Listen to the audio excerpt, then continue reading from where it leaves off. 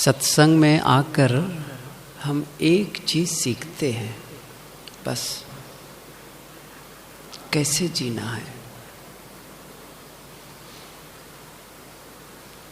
इतनी सी बात यदि हमें समझ आ जाए तो जीवन की सफलता हो जाए, और केवल इतनी सी बात समझ में ना आए तो जीवन व्यर्थ चला जाता है। एक कला के बिछुड़े विकल होत सब ठाव। बहुत सी कलाएं हैं, एक कला नहीं है जीने की कला। किसी ने बहुत सुंदर कहा है, सभी कलाएं हैं विकलाएं, पंडित सबय अपंडित हैं, नहीं जानता कैसे जीना केवल महिमा मंडित हैं। बहुत सी कलाएं हैं, चित्रकारी की कला है, मिष्ठान बनाने की कला है, बोलने की कला है, गाने की कला है, नाचने की कला है, गाने की कला है, धन बढ़ाने की कला है, बहुत सी कला है। एक चीज नहीं जाने कैसे जीना है। तो जीवन इसी के लिए है, सत्संग इसी के लिए है।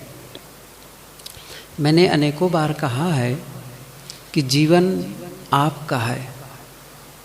जीवन किसका है? हमारा है।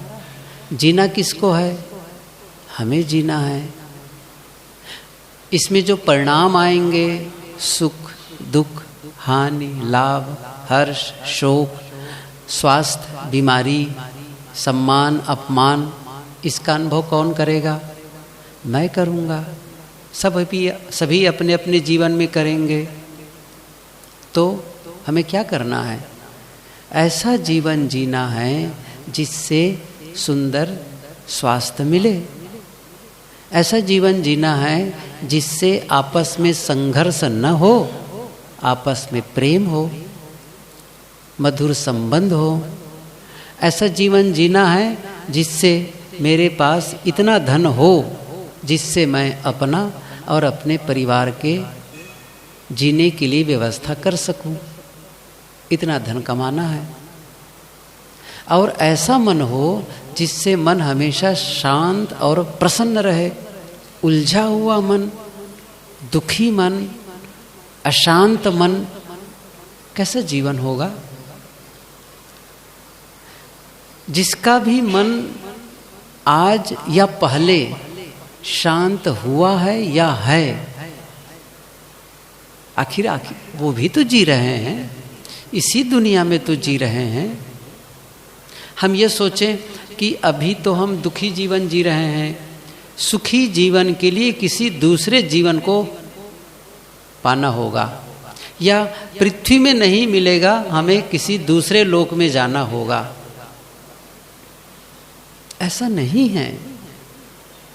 इसी जीवन में, इसी लोक में, और उन्हीं लोगों के बीच, जिन लोगों के बीच रहते हैं, हम सुखी और प्रसन्न हो सकते हैं, आनंदित हो सकते हैं। आसपास के लोग हमारे दुश्मन नहीं हैं, हमारे सब मित्र हैं, सहयोगी हैं। उनके कुछ स्वभाव हैं, उनके बोलने के अपने ढंग हैं, करने के अपने ढंग हैं। दूसरों की छोटी छोटी बातों को लेकर के हम बुरा मानते जाएंगे, उलझते चले जाएंगे, तो कहाँ चले जाएंगे? कहें कबीर कहाँ जई हो भाग, चारों ओरिया लागी आग। कहाँ भाग करके जाओगे? गुरुदेव जी की वो कहानी याद करिए आप लोग। एक आदमी घर में था, गंदगी चारों तरफ, बच्चों ने गंदगी कर दी, वहाँ ऐसे वैसे, घर में तमाम देखा गंदगी गंदगी। उसका मन घृणा से भर गया, चला गया और एक बाग में बैठा, साफ जगह बैठा। तो एक पेड़ के नीचे बैठा था, तो देखा, थोड़ा सा नीचे किया सिर, तो वहाँ पर छोटे छोटे हड्डी के चूर्ण थे। कहा कि यहाँ भी गंदगी है, अब वो कहाँ चला जाए? अब वो चला गया, सोचा कि अब थल में गंदगी ही गंदगी है, तो चलो पानी में उतर लें। तो पानी में उतरा तो ऐसा संजोग, नदी में उतरते ही एक मुर्दा सड़ा हुआ था, उस पर पैर पड़ गया। उफ, यहाँ भी गंदगी। वहाँ से निकला, कहा न थल में गंदगी से छुटकारा है, न ही जल में गंदगी से छुटकारा है, आकाश में उड़ नहीं सकता, तो क्या करूं, चलो अब मैं मर जाता हूं। तो जंगल गया था ही, वो एक लकड़ी इकट्ठा किया और चिता जलाया, अब इसमें मैं जल के मर जाऊंगा। अब वो चिता जला करके तैयार हुआ कि चलो उसमें प्रवेश कर जाऊं। वहाँ बनवासी आ गए, क्या कर रहे हो? कहा कि न तो जल में गंदगी से छुटकारा है, न थल में गंदगी से छुटकारा है, अब जल के मरना चाहता हूँ। वनवासियों ने कहा, अरे यार यहाँ जलोगे तो कितना गंधाओगे, दुर्गंधी आएगी, दूर जाके जलो। या खुदा, न जिंदा रहने पर गंदगी से छुटकारा, न मरने पर। गुरुदेव जी कहते हैं, कम वक्त दिल को न मिलन में आनंद है, न जुदाई में आनंद है। जहाँ भी रहेंगे दुखी और अशांत रहेंगे। क्यों? आपका मन अशांत रहेगा तो जहाँ भी जाएंगे अशांत रहेंगे। देखिए, आप और हम, कोई भी हो, जहाँ भी जाते हैं तो अपने साथ में क्या लेकर जाते हैं? आप अपना घर लेकर नहीं जाते, छोड़ कर जाते हैं। अपनी संपत्ति लेकर नहीं जाते हैं, छोड़ कर जाते हैं। कई बार परिवार वालों को भी छोड़कर जाते हैं, लेकिन आप अपना स्वभाव छोड़कर नहीं जा सकते, अपना मन छोड़कर नहीं जा सकते, अपने विचार छोड़कर नहीं जा सकते। जहाँ जाएंगे वो साथ ले जाएंगे। तो यदि यहाँ रह करके उलझने का स्वभाव है, यहाँ रह करके उद्वेगित होने का स्वभाव है, छोटी छोटी बातों को लेकर के मैं अशांत हो जाता हूँ, अपने ही साथियों के साथ उलझ जाता हूँ, तो यहाँ से दूर चला जाऊंगा तो कैसे होगा? वहाँ भी वही होगा। स्थान बदलने से कोई कुछ बदल नहीं जाता है। हाँ, कुछ दिन तो लगेगा, एक नए माहौल में, नई परिस्थिति में, नए लोगों के साथ में, लेकिन थोड़े ही दिन के बाद वहाँ भी यहाँ हो जाएगा, अलग अलग नहीं होगा। इसलिए आवश्यकता है हमें सरलता से जीवन को स्वीकारना। जीवन को समझने के लिए कहीं अलग जाने की जरूरत नहीं है कि इसके लिए कोई विद्यालय हो, इसकी पढ़ाई होगी, ऐसा नहीं कि नहीं होगी। लेकिन आप यदि देखेंगे तो जीवन को समझने के लिए आपको अलग जाने की भी जरूरत नहीं है, न इसे शास्त्रों में ढूंढने की जरूरत है। आप अकेले बैठ करके अपने ही जीवन को पढ़ना शुरू कर दीजिए। मैंने कई बार कहा है कि जीवन की पोथी पढ़ो, जीवन की पोथी पढ़ो। जीवन की पोथी जिसने पढ़ना सीखा, उसने ही जीवन का समाधान ढूंढा। बाहर की पोथी, जो कागज की पोथी है, उसका भी महत्व है। संत लोग लिखे हैं, विद्वान लोग लिखे हैं, जानकार लोग लिखे हैं, लेकिन वो क्या है उसका महत्व? उसका महत्व केवल इतना है, क्या? बाहर की पोथी का महत्व है हमें जीवन की पोथी को पढ़ने को सिखा दे, उसकी कला सिखा दे कि जीवन की पोथी को कैसे पढ़ना है। बस यही वो बाहर की पोथियों का काम है। यदि मेरे पास पुस्तकें हैं, उसमें पढ़ा और बहुत अच्छी अच्छी बातें, देखो जब कोई कटु बोले तो कैसे करना चाहिए, जब कोई गलत हो तो कैसे करना चाहिए, ये सारी बातें मैंने सीख ली। लेकिन जब प्रयोग में होगा उस समय तो वो पुस्तकें उठ करके मेरे पास नहीं आएंगी। देखो देखो तुमने क्या किया है, क्या पढ़ रहे हो, चलो वैसा करो, नहीं, कुछ नहीं आने वाला है। सेल्फ की पुस्तकें सेल्फ में रहेंगी, संतों के विचार संतों के साथ रहेंगे। जैसे यहाँ आप सुने, आपके साथ क्या जाएगा? हम लोग पीछे पीछे चलेंगे? नहीं, आप रहेंगे। सही है कि नहीं है? आप रहेंगे अपने साथ में। तो यहाँ तो बिल्कुल सही है। बिल्कुल आपको यदि कोई संत कहे कि भगत जी आप ऐसा क्या कर रहे हैं, और डांट दिए, कहेंगे ठीक है साधु है, डांट दिए, चुप रहो। तो यहाँ तो शांत हो सकते हैं, लेकिन घर में जाने पर कहीं पत्नी की डांट मिली और वहां भी शांत रह सके, तब तो यहाँ की सार्थकता है। यहाँ तो आप चुपचाप सह लिए और वहां जा करके यहाँ वाला भी हिसाब वहां पूरा कर दिए क्योंकि यहाँ तो भाई बोल नहीं सकते थे, वो भरा है पहले से। अब थोड़ी सी बात मिली, वो सबको ब्याज के सहित चुका दिए। किसको? निर्दोष पत्नी को। तो फिर ये काम नहीं करेगा, ये काम नहीं करेगा।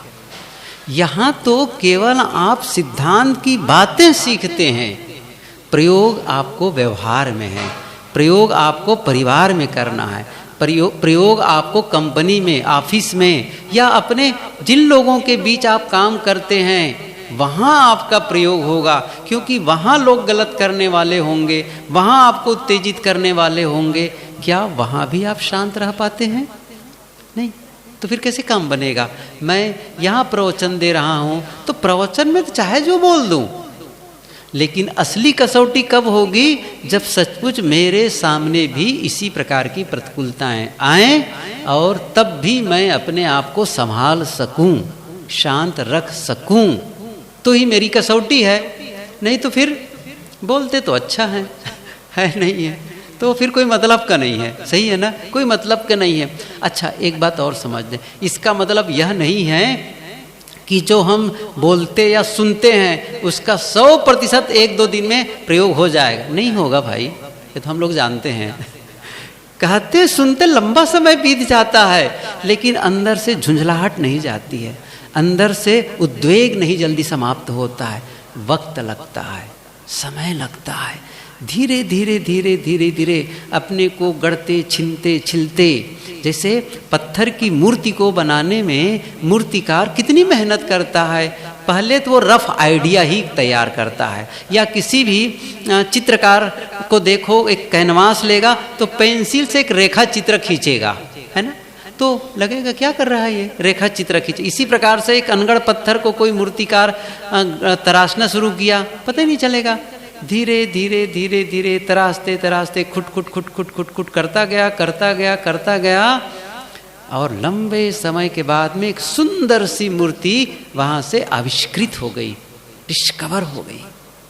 और वो मूर्ति वही पत्थर जिस पर लोग पैर रख कर के इधर उधर भागा करते थे, वो उपेक्षित पड़ा था, आज उसका आरती और वंदन कर रहे हैं, उसकी पूजा हो रही है, क्योंकि वो तराशा गया है। ऐसे ही जब हम अपने जीवन को तराशेंगे, धीरे धीरे धीरे धीरे, काम नहीं करेंगे तो वहीं के वहीं रहेगा आदमी। देख लो जीवन में, जिसने भी अपने जीवन पर काम नहीं किया, देखिए किसी कंपनी में जाकर के धन कमाना, तो धन तो बढ़ जाएगा, धन तो बढ़ जाएगा। आप पुस्तकों को बहुत अधिक पढ़ने लगेंगे तो विद्या भी बढ़ जाएगी, लेकिन जीवन की उन्नति होगी ये कोई जरूरी नहीं है, कोई जरूरी नहीं है। जीवन की उन्नति होती है हमारे सद्गुणों से। इसी को कहते हैं, मैं कितनी बार जब स्टूडेंट से मिलते हैं तो मैं कहता हूँ, बेटा क्वालिटी वाला जीवन जीना, क्वालिटी वाला जीवन जीना। कैसे क्वालिटी वाला? और उसको उदाहरण भी देता हूँ। जैसे मेरे पास एक मोबाइल है, या आपके पास घड़ी है, कोई भी चीज़ है, कोई भी कंपनी वाला जब किसी भी अपनी जो प्रोडक्शन है, कोई भी जो चीज़ बनाता है, उसकी क्वालिटी बढ़ा देता है तो उसकी मांग बढ़ जाती है ना? मांग बढ़ जाती है। इसी प्रकार से जब आप अपने जीवन की क्वालिटी बढ़ा देंगे तो आपके जीवन की मांग बढ़ जाएगी, मांग बढ़ जाएगी। कैसे? तो जीवन की क्वालिटी का मतलब क्या हुआ?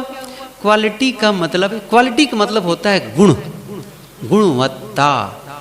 आप जीवन की गुणवत्ता बढ़ा दीजिए। क्रोध जीवन की क्वालिटी नहीं है, द्वेष जीवन की क्वालिटी नहीं है, कटु बोलना ये जीवन की क्वालिटी नहीं है। क्यों मैं कह रहा हूँ? मैं इसलिए कह रहा हूँ कि कभी भी कोई क्रोध करता है उसे हम पसंद नहीं करते, आप ध्यान दीजिए। और कई बार मैंने कहा इस चीज़ को, जैसे यहाँ हम लोग बैठे हैं, इसी कोने में एक आदमी बैठा है और वो सुबह से नाराज है, भौहें तनी हुई है, आंखें लाल है, और वो कुछ भी एक्टिविटीज नहीं, कोई काम नहीं कर रहा है। तो किसी ने कहा जा कर के स्नान कर लो। तो नाराज होकर कहता नहीं नहाऊंगा। अच्छा ठीक है। तो कुछ देर के बाद कहा गया तो आप चलो नाश्ता कर लो। नहीं खाऊंगा। अब सोचिए क्या हो रहा है। वो दुखी आदमी पूरे घर भर कैसे कितना वातावरण को प्रदूषित कर रहा है। ध्यान दे रहे हैं? वातावरण, घर का वातावरण को कितना बिगाड़ दिया वो, क्योंकि वो नकारात्मकता की तरंगें व्यवहार। मैंने कहा ना, कई बार कहता हूँ इस चीज को, हर आदमी के भीतर से जैसे एक तरंग निकलती है, वेवलेंथ कहते हैं। जैसे आपके मोबाइल से हमेशा तरंग आती है जाती है, आती है जाती है नहीं, सही है। आखिर में आप फोन करते हैं और जिसका नंबर भी आपने वहाँ पर रिंग किया और वहाँ जाकर के उसके मोबाइल बजने लगा, तो आपके मोबाइल से कुछ तो निकला होगा उसके मोबाइल में जाने के लिए, उसको बजाने के लिए कुछ तो निकला होगा। क्या निकला? उसी को तो कह रहा हूँ, तरंग। दिखाई नहीं देता है लेकिन काम करता है।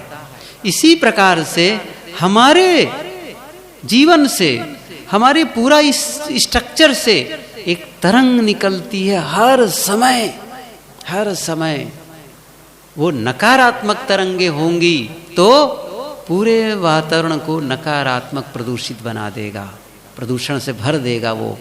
और ये पता चलता है जब आप द्वेष और नफरत और घृणा और उद्वेग में होते हैं तो निश्चित रूप से नकारात्मक तरंगे, क्यों मैं कह रहा हूं नकारात्मक तरंगे जाती है, क्यों? आप ऐसे व्यक्ति के पास जाकर बैठना पसंद नहीं करेंगे, सही है? क्या पसंद करेंगे? अच्छा, एक दूसरा उदाहरण दे रहा हूं। एक घटना हुई कि एक आदमी ऐसा है, एक दूसरा आदमी है जो मुस्कुरा रहा है, बहुत प्रसन्न है, कोई बात कहो तो हंस करके बोलता है, किसी काम को कहो तो बड़े उत्साह से करता है, कोई उनके पास हर समय हंस रहा है, प्रसन्न है, खुश है, सारा काम उत्साह से कर रहा है, जब बोलता है बहुत आनंदित होकर बात करता है। अब आपको कहा जाए इन दोनों में से किसके पास बैठना पसंद करोगे? कितने लोग चाहेंगे कि वो जो क्रोध से भरा हुआ आदमी, उसके पास कितने लोग बैठना चाहेंगे? कोई नहीं चाहेगा। अच्छा, क्रोधी होगा भी ना, वो भी नहीं चाहेगा, सही है ना? खुद भी क्रोधी होगा तो भी नहीं चाहेगा कि मैं उसके पास जाऊं, क्योंकि दो जो समान ध्रुव जब टकराएगी तो चिंगारी निकलेगी। देखिए, किसी का क्रोध कब तक चलता है? जब तक सामने वाला शांत हो। सही कह रहा हूं? अच्छा, सामने वाला भी क्रोध करने लगे तो कब तक चलेगा? थोड़ी देर में शांत हो जाएगा। एक कहानी याद आ गई, चुटकुला ही है। एक आदमी था, बहुत लंबे समय तक शादी नहीं कर रहा था। तो लोगों ने कहा, शादी क्यों नहीं करते? अरे यार, शादी करके झंझट में क्यों पड़ने का है? पत्नी आओगे तो उसको सुनना पड़ेगा, पता नहीं क्या क्या मिले, कैसे मिले। क्या बड़े विचित्र हो यार, कैसे करोगे तुम? शादी नहीं करोगे पत्नी के डर से? नहीं, मुझे पसंद नहीं है ये सब चीज़ें, कि क्या उनके साथ झंझट करते रहना, लड़ाई झगड़ा करना नहीं करने का है। एक मित्र ने कहा, अरे कुछ नहीं है, जब से पत्नी आएगी तुमसे भय करेगी और सारा काम करेगी। क्या तरीका है? तरीका सुन लो मेरे से। अच्छा, कौन सा तरीका? तरीका बता दिया। तो कहा ठीक है, शादी हो गई। जैसे पत्नी आई तो उसने कहा, पहले दिन सुबह उठ का, मेरे लिए सुबह पानी गर्म करके रखना, नहीं तो। पत्नी डर गई कि पानी गर्म करके नहीं रखूंगा तो क्या होगा? तो बस इतना ही कहा, इतना ही करना, ये काम, जो भी काम करना है करवाना हो उनसे करना, ये काम कर दो, नहीं तो बस। तो अब ये बात तो हर बार कहता था, मेरे लिए गरम गरम भोजन बना दो, नहीं तो। पत्नी ने सोचा भाई कोई गड़बड़ हो सकता है, तो जल्दी से भोजन बना देती थी। कपड़ा धो करके रख देना, नहीं तो। ये तो बहुत परेशान। तो अच्छा, कुछ दिन तो बात ठीक है, नहीं आई है तो चलेगा ना। तो लेकिन अब कई दिन रोज रोज ही चले, वो तो बड़े परेशान वो। तो पड़ोसन के पास गई कि मैं बहुत परेशान हूँ, कि क्या बात है? मेरे पति महोदय हर बार ऐसे ही कहते हैं कि पानी गर्म कर दो, नहीं तो, या कपड़ा धो दो, नहीं तो, ये काम कर दो, नहीं तो। तो पड़ोसन ने कहा, अरे मैं बहुत दिन से जानती हूँ उसको, कुछ नहीं है दम उसमें तो फिर आखिर में करूं कैसे? बस इतना ही करना, और नहीं करूंगा तो एक बार पूछ लेना नहीं करूंगा तो क्या होगा? तो सचमुच सुबह उसने प्रयोग किया, उसने कहा कि पानी गर्म कर देना, नहीं तो तो उसने क्या कहा, पत्नी ने क्या कहा, अच्छा नहीं करूंगी तो उसने कहा तो फिर मैं कर लूंगा।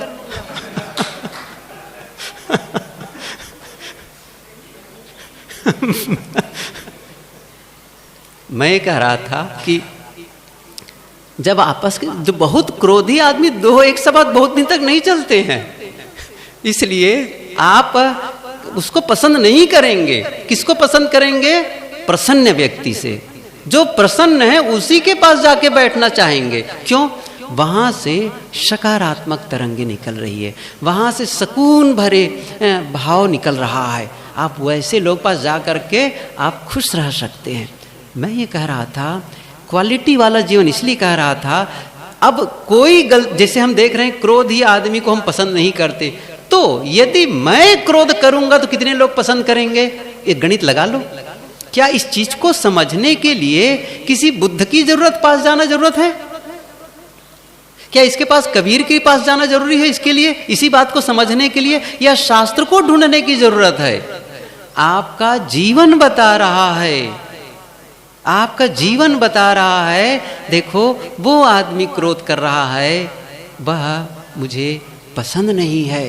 वो आदमी झूठ बोलता है, मुझे पसंद नहीं है।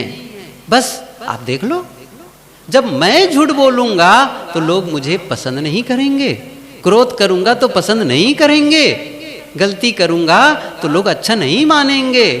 मैं किसको पसंद करता हूं? देख लो किसको पसंद करता हूं?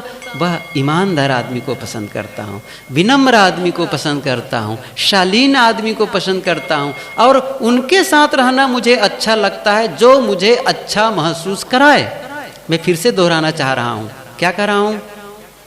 जो आदमी हमें अच्छा महसूस नहीं कराता उसके साथ हम रहना नहीं चाहते हैं, उसे हम अच्छा नहीं मानते। उन्हीं के साथ रहना अच्छा लगता है जो हमें अच्छा महसूस कराए, अच्छा महसूस कराए। तो आप किसी भी आदमी से मिलें तो उन्हें अच्छा महसूस कराएं। आप उन्हें डांटेंगे, आप उन्हें गाली देंगे, आप उस पर नाराज होंगे, वो अच्छा महसूस नहीं करेगा। और चूंकि अच्छा महसूस नहीं करेगा इसलिए आपके साथ रहना उनको अच्छा नहीं लगेगा। ये जीवन की गणित को पढ़ने के लिए क्या चाहिए आपको बताइए मुझे? बहुत धन चाहिए? नहीं, मेरे पास तो बिल्डिंग होगी तभी इसको समझ पाऊंगा। मेरे पास में क्या विदेशी गाड़ी होगी तभी मैं समझ पाऊंगा। क्या बाइक चला करके नहीं समझ सकते हैं? कमाल की बात है, कितना सरल सा काम है ये। मैंने इसलिए कहा जीवन किसका है? आपका। जीना किसको है? आपको। कैसे जीना है यही तो बात आपको समझ लेना है। अच्छा कहाँ से सीखना है? आसपास से सीख लो। कहीं बाहर जाना है? और ये बात तो मैंने कितनी बार ये उदाहरण दिया हूँ, सुकरात वाली बात। सुकरात से किसी ने पूछा कि अच्छा आपके गुरु कौन हैं? उन्होंने कहा मेरे गुरु। मेरे गुरु को जानना चाहते हो? हाँ, आप इतने बड़े ज्ञानी हैं तो आपके गुरु कौन होंगे? अरे मेरे गुरु, ये दुनिया में जितने मूर्ख लोग हैं ना सब मेरे गुरु हैं। मैंने कहा कमाल, आप भी मजाक करते हैं इतने बड़े ज्ञानी पुरुष होकर के। अरे मैं मजाक नहीं कर रहा हूँ, सही है। मैं लोगों को देखता हूं कि लोग इनको मूर्ख क्यों कह रहे हैं, इसने कौन सी ऐसी गलती की है जिसके नाते लोग इसे मूर्ख कह रहे हैं। बस वही गलती मैं नहीं करता, वही गलती मैं नहीं करता। आप लोगों की अच्छाइयों को देख करके अच्छाइयों का अनुसरण करें, लेकिन लोगों की गलतियों को देख करके भी सावधान। वो भी शिक्षा दे रहा है, वो भी शिक्षा। मैं पूछता हूं आपको, एक शराब पिया हुआ व्यक्ति नाली में गिरा पड़ा है, क्या वो शिक्षा नहीं दे रहा है? आपको नहीं लग रहा है? एक आदमी गुटखा खाता है, खूब खाया जीवन में, अब आया तो क्या कहता है, साहब ऑपरेशन करना पड़ा, कैंसर हो गया था, फाड़ दिया गया गले को, यहाँ गाल फट गया है उसका, और रेडिएशन दिया गया है, इतनी रेडिएशन दिया गया है, कितनी तकलीफें हुई है। क्या वो शिक्षा नहीं दे रहा है? क्या शिक्षा दे रहा है? यह गलती न करो, बस इतनी सी बात है, इतनी सी बात है। यह गलती न करो, ये गलती न करो। बस जेल में देखो, ये गलती न करो, कोई तो गलती किया हुआ है। एक आदमी गलत खाया, वो किया, परेशान है। या अपने ही आसपास घर में देख लो, एक आदमी रात में ज़्यादा खा लिया, अब सुबह वोमिटिंग हो रही है, परेशान है, डॉक्टर पास ले जाना पड़ा है। समझ लो भैया ज़्यादा खाने से ये होता है, दूसरों को भी जानने की जरूरत नहीं है, हम ही कितनी बार गलती किए होंगे। अच्छा, आप लोग शायद नहीं किए, मैं तो किया हूं, मुझे पता है।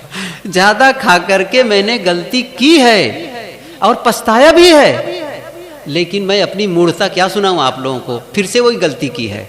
और एक बार नहीं, कई बार, कई बार। सही कह रहा हूं? मैं ये कहना चाहता हूं, आदमी दूसरों की भी गलती से सीखे, अपनी गलती से सीखे, अच्छाइयों से सीखे। जीवन को पढ़ना है ना, तो आपको कहीं बाहर जाने की जरूरत नहीं है। ये पूरी खुली किताब है। आपका परिवार, आपका समाज, आप जहां काम करते हैं वह, आपका स्वयं का जीवन, आपके बाल बच्चे।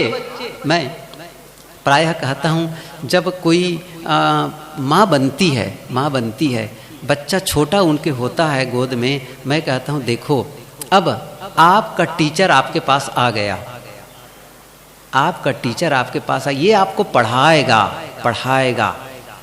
स्कूल का नहीं है, ये आपका असली टीचर है। वो तो परीक्षा पास करवा रहा था, लेकिन ये आपकी जीवन की परीक्षा को पास करवाएगा। क्यों? अब रात में नींद लगी और चिल्लाएगा रात में, वो परीक्षा शुरू हो गई कि नहीं हो गई? शुरू हो गई, कुछ नहीं। अच्छा, आप ठीक ठाक हैं और जाकर के वो पेशाब कर दिया। अच्छा, आजकल तो बदल गया सिस्टम, वो पेशाब करे तब भी चलता है, क्योंकि ऐसा कुछ उनको पहनाया जाता है कि अंदर बहुत लंबे समय तक ना उसका उपयोग करना चाहिए, लेकिन अब करते हैं अपनी सुविधा के लिए। लेकिन वो बस वहीं पर शुरू हो गई उनकी परीक्षा। कितना धैर्य, कितनी सहनशीलता आपको वहाँ चाहिए। और वो रो रहा है, चिल्ला रहा है, छोटी सी ऐसी चीज मांग कर रहा है जिसका कोई मतलब नहीं है। अब आप उसको धैर्य पूर्वक, सहनशीलता पूर्वक उसके सामने पेश आएंगे। जैसे चिल्लाए, परीक्षा में फेल हो गए। सही है कि नहीं है? उनको तो पता ही नहीं है कि कैसे करना चाहिए। मैं ये भी कहता हूँ, जब बच्चा आया तो समझ लो उसके माथे पर एक वाक्य लिखा है। आपको दिखाई नहीं दे रहा है? मैं बता देता हूँ। नहीं दिखता है ना? आप क्या समझते हैं, बच्चा पैदा कर दिया, बाप बन गया। बच्चा पैदा करने से बाप बन गया कोई? बच्चा पैदा हो गया, माँ बन गई। ठीक है, बन गए भौतिक ढंग से, लेकिन आप में बाप की योग्यता होनी चाहिए, पिता की योग्यता हो, माँ की योग्यता हो, तभी तो आप कह सकते हैं आप साधु बन गए। साधु की योग्यता है, सही कह रहे हैं। गुरु वही है जिसमें गुरु की योग्यता है। केवल किसी को दीक्षा देने मात्र से कोई गुरु नहीं हो गया। इसी प्रकार से कोई बच्चा पैदा कर लिया तो केवल माँ नहीं हो गई, माँ की योग्यता चाहिए, बहुत धैर्य और सहनशीलता चाहिए। तो बच्चे के माथे पर क्या लिखा रहता है? बच्चे के माथे पर लिखा रहता है, मैं कुछ नहीं जानता। क्या लिखा है? मैं कुछ नहीं जानता। अब आपको बताना है मुझे। कैसे बताना है? प्रेम से बताना है या नाराज होकर के बताना है? थप्पड़ मार के बताना है या सहला करके बताना है? आप जानो, लेकिन ये तो पक्का है कि मैं कुछ नहीं जानता। सही है, मैं कुछ नहीं जानता। बस कहने का मतलब ये हुआ, आप अपने जीवन को संवारें। क्वालिटी वाला जीवन के लिए मैं कह रहा था, सद्गुण ही क्वालिटी है। जिस दिन हमारे जीवन में विनम्रता, सहनशीलता, धैर्य, क्षमा करने की शक्ति, छोटी छोटी गलतियों में हम लोगों को ऐसी सजा देने के लिए सोचते हैं, ऐसा सजा देते हैं। अभी कुछ देर पहले ही मैंने एक कहानी सुनी। एक राजा था, बड़ा क्रूर था, छोटी छोटी गलतियों को लेकर के लोगों को सजा दिया करता था, और इतनी सजा देता था, बहुत ज़्यादा, उतनी की जरूरत नहीं होती थी। एक दिन उसके मंत्री से छोटी गलती हो गई, और वो तो ऐसी क्रूर राजा था, और अपने ही जो विश्वास पात्र मंत्री है उसको सजा दे दी। क्या सजा दे दी? इसे जंगली कुत्तों के सामने फेंक दिया जाए। ये तो मौत की सजा है, जंगली कुत्तों के पास फेंक दिया जाए। अब राजा को कौन बोले? कोई नहीं। अब वक्त आया तो ये नियम था कि जिसको भी सजा दी जाती थी उसको पूछा जाता था कि अंतिम इच्छा क्या है। उनसे भी पूछा गया अंतिम इच्छा क्या है। उसने कहा, हुजूर, हाथ जोड़ा वो, कि मैंने आपका नमक खाया है और उसने श्वास लिया। तो और मैंने जीवन भर आपके साथ में ईमानदारी का काम किया है और राज्य और आपके हित में ही काम किया है। राजा ने कहा हाँ, तो इसका मतलब नहीं है कि तुम्हारी उसको क्षमा कर दी जाए। राजा क्रूर था, बस इतना ही कहा, हुजूर मैं क्षमा नहीं मांग रहा हूँ, लेकिन उसने कहा लेकिन क्या, बस 10 दिन का मुझे मोहलत दिया जाए, 10 दिन का, बस एक काम है मेरा, अधूरा काम रह गया है, उसको मैं पूरा कर दूं, 10 दिन का दिया जाए। राजा ने कहा ठीक है। अब उनकी सजा 10 दिन के लिए मुलतवी कर दी गई और 10 दिन के लिए सभा भंग कर दी गई। 10वें दिन के बाद उनको फिर से बुलाया गया और फिर से बुला करके कहा गया कि ठीक है, इनको अब जंगली कुत्तों के बीच में फेंक दिया जाए। और कहा ठीक है, तो जंगली कुत्तों के बीच में उसको ढकेल दिया गया। वो बाड़े में थे सब जंगली कुत्ते, तो ढकेल दिया गया। लेकिन क्या, वो जंगली कुत्ते पूंछ हिलाते हिलाते उनके पीछे भाग रहे हैं, चल रहे हैं। इधर देखा उधर, सारे जंगली कुत्ते उधर पीछे उनके जंगली कुत्ते जा रहे हैं। जो मनुष्यों को देखते ही नोचने और खाने लगते थे, वही जंगली कुत्ते उसके पीछे दुम दबा करके पीछे पीछे चल रहे हैं। राजा ने कहा ये क्या हो गया?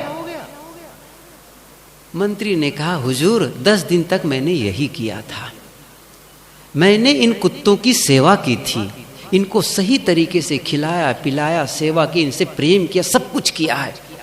10 दिन तक जो इनको सेवा की है ना, ये मेरी याद करते हैं और ये मुझे अब काटते नहीं है, मेरे पीछे जाते हैं। मैंने जो सेवा की है इसका ये गुणगान करते, मेरे लिए ये आभार धन्यवाद दे रहे हैं।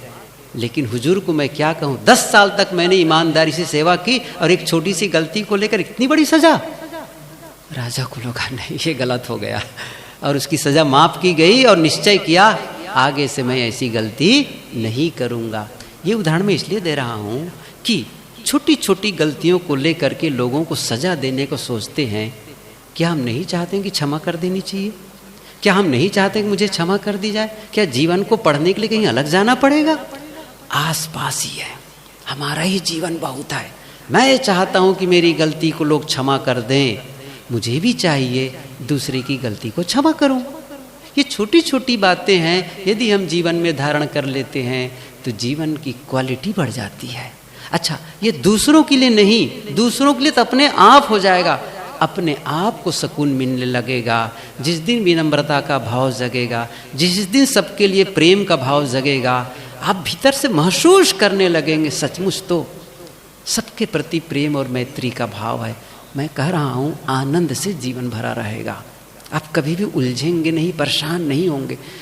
क्या मैं ये कह रहा हूँ कि परेशान करने वाले और दुखी के निमित्त नहीं मिलेंगे? मिलेंगे, वो भी निमित्त मिलेंगे। आप परेशान हो सकते हैं, ऐसे निमित्त मिलेंगे, इसके बावजूद आप अपने आप को संभाल कर रखेंगे। हो सकता है कुछ देर के लिए आप में उत्तेजना आ भी जाए, लेकिन इसके बावजूद आप समझेंगे नहीं, इससे मुझे अलग होना है, और अपने आप को शांत करेंगे, माहौल को शांत करने में लग जाएंगे। मैं ये कह रहा था कि बड़ा सरल जीवन मिला है, हम इस जीवन को सुंदर तरीके से जिएं तो निश्चित रूप से जीवन जीने में आनंद आएगा। तो इसी जीवन में जिसमें आप दुखी और अशांत हैं, इसी जीवन में सुख और आनंद का अनुभव करने लगेंगे। वही लोगों को देख के आपको आनंद आएगा। यही परिवार के लोग हैं, कितने अच्छे लोग हैं, यही मित्र लोग कितने अच्छे लोग हैं, कितने सहयोगी लोग हैं। निश्चित रूप से सभी से प्रेम है, सभी लोग मेरे से प्रेम करते हैं, ये भाव जगाना है, तो निश्चित रूप से हमारा जीवन सुंदर होगा। आओ हम सब अपने जीवन को सुंदर बनाने में प्रयत्नवान हों।